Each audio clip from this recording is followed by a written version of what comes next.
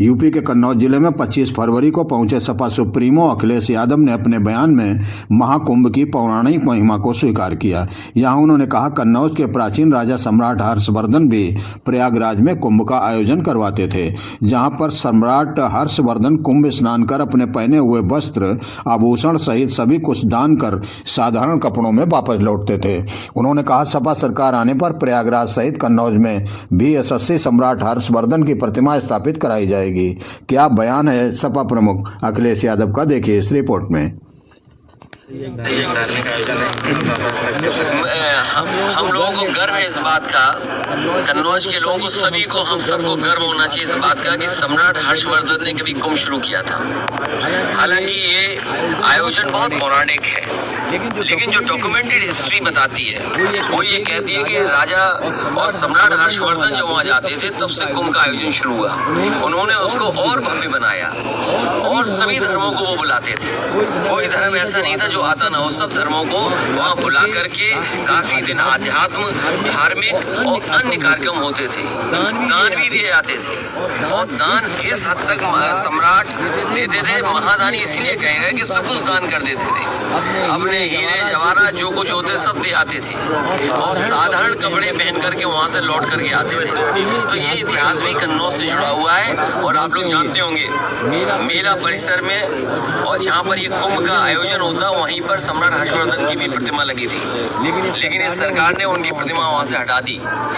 और जब हम लोगों ने आवाज उठाई तो उन्होंने जल्दी में प्रतिमा एक चौराहे पे लगा दी। मैं अपने कन्नौज के लोगों को और तमाम सनातनी धर्म के लोगों को कहना चाहता हूँ कि जिस सम्राट हर्षवर्धन ने कुंभ को ये पहचान दी, कुंभ को हमेशा इस रूप में कराया, उनकी प्रतिमा जहाँ लगी थी उससे भी अच्छी जगह जिस इलाके में कुंभ होता है वहाँ पर लगाएंगे और अपने कन्नौज में भी लगाएंगे। कुंभ को लेकर केंद्र प्रदेश सरकार आमने सामने आ गई। मैं नहीं जानता हूँ कौन आमने सामने है, लेकिन सुनने में आ रहा है कि सरकार ने 3 लाख करोड़ कमाने का लक्ष्य रखा है। मैं सरकार से कहूँगा, वैसे तो आपने कोई दान नहीं दिया वहाँ पर, 3 लाख करोड़ में कम से कम आधा वहाँ की व्यवस्था पे पैसा खर्च करें, जिससे भविष्य में कोई भी कुंभ कराए तो ट्रैफिक जाम ना हो, पार्किंग की जगह हो, वहाँ पर सुविधाएं मिले, नहाने खाने पीने की। सोचो महिलाएं, बच्चे या और बुजुर्ग वॉशरूम नहीं मिले उन्हें, क्या गुजरा होगा उनको भगदड़ के समय। और उस दिन 29 की जो 28-29 की रात और उसके बाद में हम अपने मुस्लिम समुदाय के और तमाम लोगों का बधाई और धन्यवाद इस बात के लिए देंगे कि उस परिस्थितियों में उन्होंने अपने घरों में, अपने धार्मिक स्थानों में या अपनी जो भी जगह उन्हें मिली और उसमें हिंदू भाइयों को अच्छी सुविधा दी, जो कुछ कर सकते थे खाने से लेकर के और इंतजाम उन्होंने किया। यही हमारी गंगा जमुनी संस्कृति है, यही हमारी मिली जुली संस्कृति है। इन बीजेपी वालों को गंगा जमुनी तहजीब से कोई लेना देना नहीं है, इन बीजेपी वालों को भाईचारे से कोई लेना देना नहीं है। इन्हें केवल अपने आप को चमकाना है, चाहे उसके लिए कितना भी पैसा खर्च हो, कितनों की भी जान चली जाए। जब ये 64 करोड़ लोग गिन सकते हैं तो बताओ जाने वालों की नहीं गिनती कर सकते ये लोग। 64 करोड़ गिन लिए इन्होंने, लेकिन किसकी जान गई है, क्या नाम है, कहाँ के हैं, कौन लोग हैं, उसकी गिनती नहीं सरकार कर पा रही है। कितने खोए उसकी गिनती नहीं कर पा रही। अच्छा, आज के जमाने में ये करोड़ों लोगों से झूठ बोल रहे हैं, सोचिए लाखों से नहीं झूठ बोल रहे हैं, करोड़ों से झूठ बोल रहे हैं। किसने नहीं देखा जेसीबी से सामान उठ रहा था, किसने नहीं देखा जेसीबी से कूड़े की तरह चप्पलें, कपड़े, जो सामान था सब लेकर गई, जेसीबी मशीनें उठा ले गई, किसने नहीं देखा।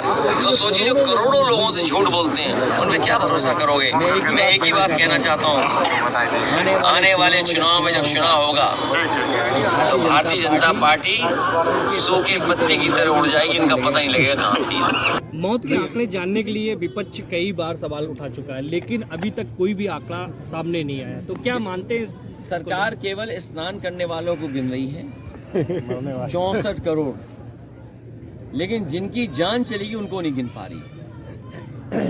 30 बड़ी मुश्किल से बताया। और आपको पता होगा, टीवी आपने देखा होगा, सरकार ने खुद स्वीकार किया कि रात में भगदड़ हुई और सुबह 11-12 बजे तक एम्बुलेंस आती जाती रही। शाही स्नान का भी समय बदल गया।